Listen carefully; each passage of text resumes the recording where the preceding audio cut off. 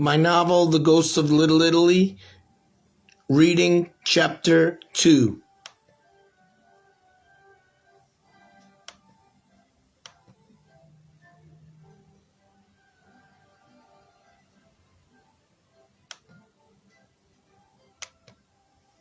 Little Italy, 1967. The sun had just dipped into the Hudson River, casting a golden glow over the narrow streets. The smell of freshly cooked pasta and simmering tomato sauce wafted through the air, mingling with the sound of lively chatter from the crowded restaurants. But beneath the vibrant facade, a darker reality lurked. This was the domain of the Five Families, the powerful mafia clans that ruled New York City's underworld.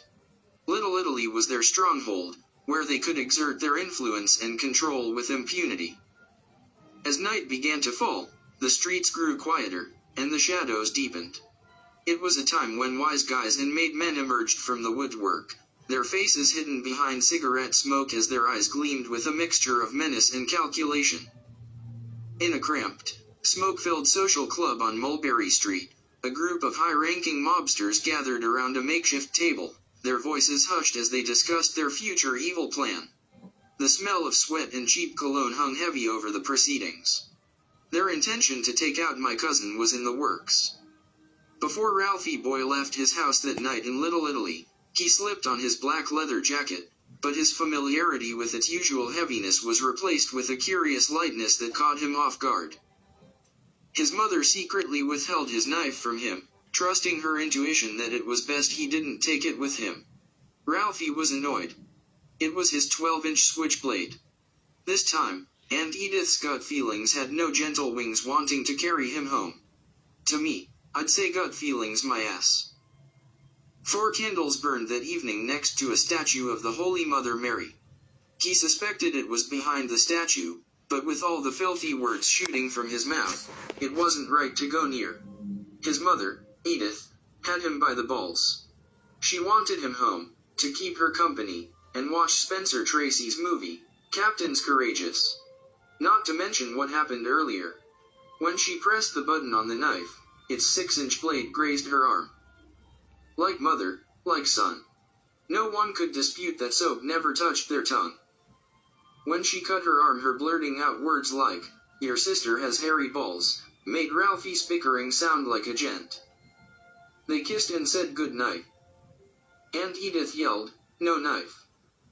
Ralphie Boy punched the refrigerator 5 times, and believe it or not, never looked happier. By no means considered a mama's boy, but by far his best friend. What will always get me, it makes my insides twist in a knot. Why couldn't she tell him what he was up against by hanging around with scum in the neighborhood? It sounded like an explosion. He yelled out, "Gimme it." She shrugged, "Up your sister's ass. I don't know what you're talking about." Maybe his Italian stiletto was hidden underneath the sofa? The beeping horn outside the house with his friend and cousin yelling to hurry made him accept the fact that if there was going to be any trouble, his fists, like always, would have to do. They never failed before. Why should this night be any different? The sky wasn't colored with magnificent twirls of spaghetti or shapes of angels dancing with violins to catch his ear for him not to set 1 foot out of the house. Those invisible entities are unrelated to goodness. They were itching like mad to shove my cousin Ralphie Boy's fists right up his ass. It doesn't matter what's in your pocket or up your sleeve. You rarely see it coming. My aunt made all the predictable remarks before Ralphie's departure. "Make sure you wear a raincoat, 'cause if you get a girl juiced, I'll kick her in her twat." He never looked happier. Little Aunt Edith's voice was surprisingly sweet, despite the profanity that escaped her lips. The car in front of his house moved slowly. The door was open for him to jump in. His best friend JC and his cousin Lorenzo were throwing love taps at each other's arms. Unbeknownst to them, that night marked the beginning of a journey apart, their lives taking separate turns. Big Tony's restaurant was the first place to stop for a gulp of booze. Like a protective kiss for the boys to quietly sneak into the streets, to meet a terror that never failed to wait in Little Italy. "Hunch my ass," came from across the bar, with a giggle from the head waiter listening in on their conversation. JC closed the bathroom door and mumbled about Ralphie's hot tip he received earlier in the day. No preconceived thoughts about the hunch were in Ralphie's mind. His heart was set on going to the Copacabana with the guys. They made their entrance at 11:45. At that same time, the second shift of girls came in with their feathered chests and lengthy legs. These broads were always on schedule, especially picked for the midnight shift. They were Abundanza women, not girls. They had meat to offer. The laughs at Big Tony's restaurant grew louder about Ralphie's hot tip. He was told that if there was a card game, he should jump right in. You'd think he'd know better than to listen to a person's foolish dream. Why believe in dreams? His uncles and aunts had premonitions in their sleep about hitting the number. There was never any newfound money. The fact is, Ralphie believed if he went to the card game he would win a shitload of cash. His cousin Lorenzo's stomach was feeling queasy from the cheap rum, never failing to make him sweat profusely. Even the blonde serving Lala his drinks had curves unimaginable, and couldn't get him to stay at Big Tony's. Plans got twisted. Each of them headed in a separate direction. One went home to Hurl. The other, to an annoying girlfriend. By the time Ralphie boy made it back home, he threw his black leather jacket on the couch and joined his mother to watch the movie. Plans got twisted and bent way out of shape. J.C.'s girlfriend lost her mind when women are threatened by the line, "I'm just hanging with the guys, having some fun." Lorenzo blew out chunks of Italian sausage and Ralphie boy continued to beg his mother for what she was hiding from him. Before Ralphie went out that evening in Little Italy, something was put before him. He could have helped someone sick from either booze or fever. He didn't stay to help this man outside, hunched over on the sidewalk curb, but motioned to a middle-aged woman to look after him and come to his aid. Ralphie looked down. He glanced from the curb to her eyes and then back to the man who needed help. A melancholy sound came from my cousin. It was what he said that would somehow make it to the priest, who said his eulogy. No magic was involved. It was passed on by JC to the priest. My cousin said, "I'll see you at the curb of paradise." I don't think Ralphie knew what he meant. Maybe his gut feeling was working, not his mother's. It might be the man whom Ralphie was looking at was a mirror image of himself, and what was to come only hours later when he'd be the one hunched over in that spot, lying in a pool of blood banging on the curb for someone to help him. I believe with all my heart that heaven was crying to hit the streets of Little Italy that night for my cousin. A bloody curb, a street, a boy. Most of all, a very lonely, guilty mother. Like many mothers who think it's cool to have a son who was, or is, a wise guy, that kind of guilt, you people deserve to take it with you to your graves. Unless you change, you will forever live in your castles and die with the heart of a rat. Take it from me, the night my 24-year-old cousin got whacked was my 10th birthday. This is my blues. I'm the living dead. It seems like a movie picture is being played on the wall of the shoe store wall where I work. It won't let up. It's haunting to hear what took place on the night that my cousin was clipped. Plans got all messed up. I was only 10. As much as I think you mafia families have no heart, the guilt I've been carrying for years makes you people look like the saints you bastards burn. Zelda and her uncle sensed the animosity I harbored towards those I called the connected ones. I explained they'd feel the same way if in my position. They asked if anyone from my family tied to Little Italy had offered me comfort or support. I shared that my Uncle Herky would visit me in Brooklyn to speak about Christ. He was a good man. It bothered him that I was delving into religions other than Christianity. I used to laugh at him when he would talk about Jesus. Reflecting on the past, I realized that if I had confided in others about my concerns regarding that last night with Ralphie boy, I might have avoided the complicated situation I'm currently facing. But I was in that dreaded place called the room of my heart, on my fantastic journey. Perhaps sharing my thoughts about Uncle Herky would lend me relief. Those dreaded words, the room of my heart, that I cringed to speak about with Zelda could not be understood. I would now go off on my voyage and speak of my uncle, whom I loved. Chapter 3. The atmosphere in the house is heavy with grief and shock. My uncle, still reeling from the news, is struggling to come to terms with the loss of his nephew. The son's anger and desire for revenge are palpable, filling the air with tension. The family is trying to process the senseless violence that took their loved one's life. The fact that the murder occurred in a public place, a social club on Kenmare Street, adds to the feeling of vulnerability and fear. Hercules Antelmo got that call in the morning from his brother-in-law, Nick. This is hell again, he thought as he touched his lip with his index finger to kiss the feet of Christ and then punched the wall. His wife Rosie was screaming in her bedroom. A part of him turned to stone since his son's body was never sent home from the war. He met his brother-in-law, Nick, at the park bench in Knickerbocker Village. Herky, a gentleman, always carried his Bible with him. That was his sword of solace since Junior died. They met and cried as they put their arms around each other. The task to identify Ralphie Boy's body was given. Damn it, I told her, he was headed for trouble. He knew it wasn't right to be superstitious. The age of 24 was a spear in his subconscious he couldn't let go of. His son and niece died at that age. It was the devil for sure. To him, 24 meant 6, 2 plus 4. The devil's hand was in it. 666 is the sign of the devil. 25 was a sigh of relief. That meant they made it. 2 plus 5 is 7, God's perfect number. When was the curse of family members dying at the age of 24 going to end? They flagged down a cab and went to Beekman Hospital. Hercules told his brother-in-law, Nicky, if you want, I'll go in by myself. No, it's okay, I'll come in. It wasn't a pretty sight. Hercules told Nicky, we have to ask the doctors to tell Edith that Ralphie Boy was shot 3 times instead of 7. Uncle Herky went home and refused to answer to his wife. Their only concern was their son Lorenzo. Was he going to seek vengeance or not? Of course, he was. Lorenzo was hotter than a pistol. It wasn't living on the edge that caused him to pop half of a bottle of amphetamines. Not once did a drug enter his body. This was the exception.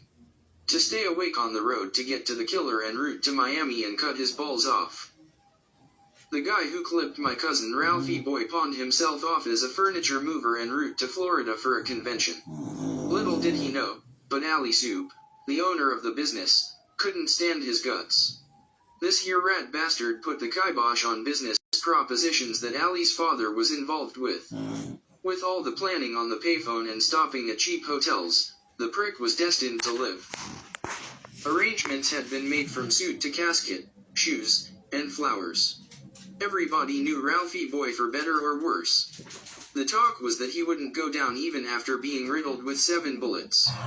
The guys in Little Italy raved with ignorant approval, saying, Maroni, Mother Mary, he wouldn't go down for nothing. Shot 7 times. Still wouldn't give up his murderer. Making vulgar gestures. Holding their balls. Proud of a dead man. Big shit. They should have been proud that my cousin said to the police, I'll take care of this when I get out of the hospital. More than a mafia code. A young man who did not want to die a stool pigeon. He didn't die in the bar where he was riddled with bullets, but went down to the earth days later.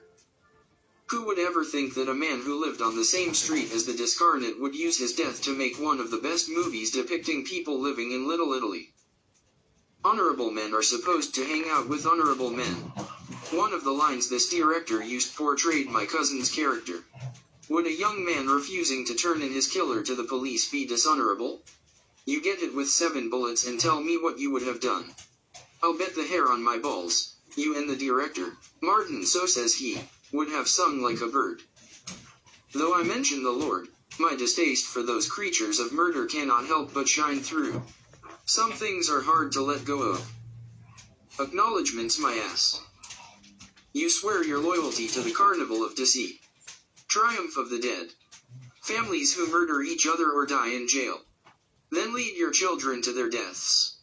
Every one of you destroys your mothers with organized crime. Your fathers screwed you all, making you believe that this was the way. One day, when your child cries out for water in hell, will your face be smiling? Will you say to your child, "Here, taste fire"? Place it on your tongue. Won't God name you lonely and removed? The day was full of bitter sorrow at Macagna Funeral Home in Little Italy. A day where vengeance is mine, saith the Lord, had never been written.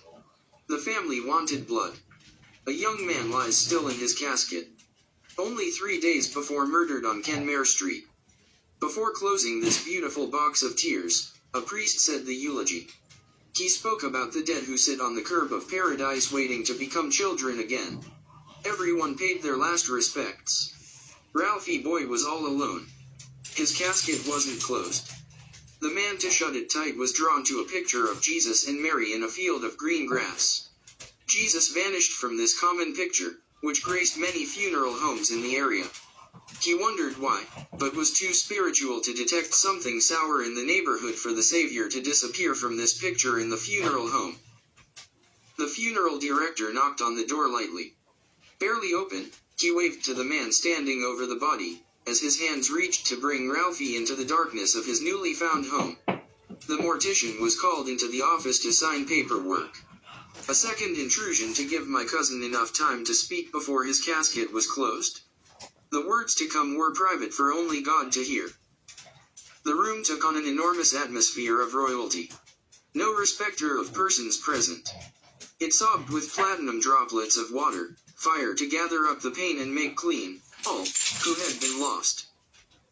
Hercules was in charge of his nephew's death dressing and Ralphie Boy knew it. Spending more than 2 hours for the right shoes and making sure not one wrinkle was in them, to Herky, it was worth the search. This, also Ralphie knew. A special thing was kept from his understanding. Before the time of the closing of his coffin, he was to meet his maker.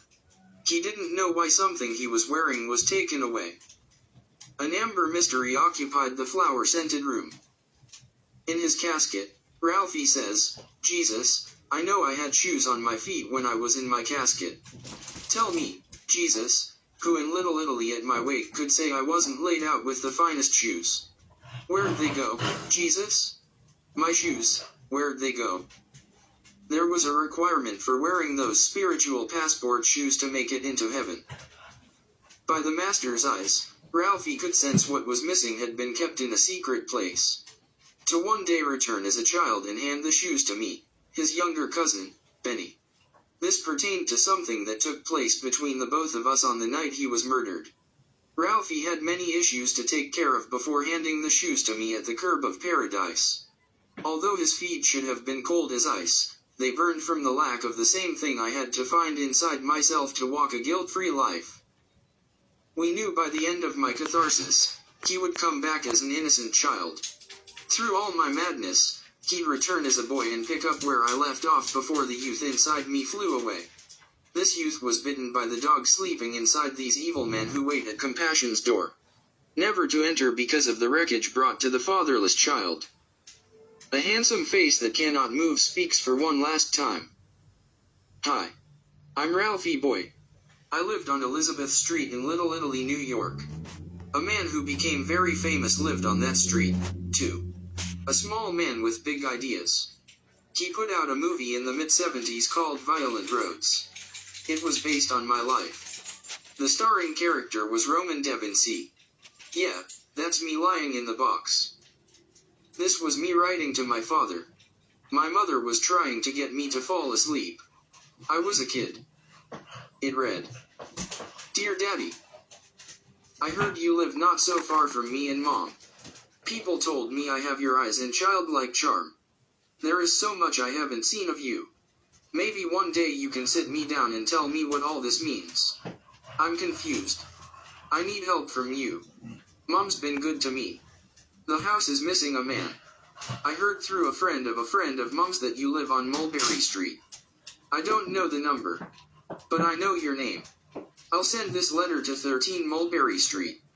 Today is my birthday. That's my age. Hopefully, it will fall into the hands of someone who knows you. Maybe, they will give you this message. Go fuck yourself, you heartless bastard. Your loving son, Ralphie Boy." Zelda was enthralled, describing my journey as one of her favorites. She admitted that, unlike any other client, I kept her in suspense. Words have immense power. A phone call on my birthday changed everything, destroying my innocence. She attempted to persuade me that a child should not be blamed or held responsible for the death of a loved one. She insisted that it was my cousin who needed to take responsibility for his actions, not me. Although I briefly shared with her, she had no idea about my idiosyncrasies involving circles, baseball, and the wizard. There were others as well. Her message was to not let his toxic actions tear you apart. She wanted to know how he behaved in public. More importantly, she wanted to know my cousin's thoughts on the individuals I referred to as the connected ones. She was trying to get me to disclose information about my cousin that might have provoked the mob. If they suspected something was amiss involving my cousin, they probably caught wind of it. My fantastic journey ventured to a place called the Law of the Lights. End of chapter 2.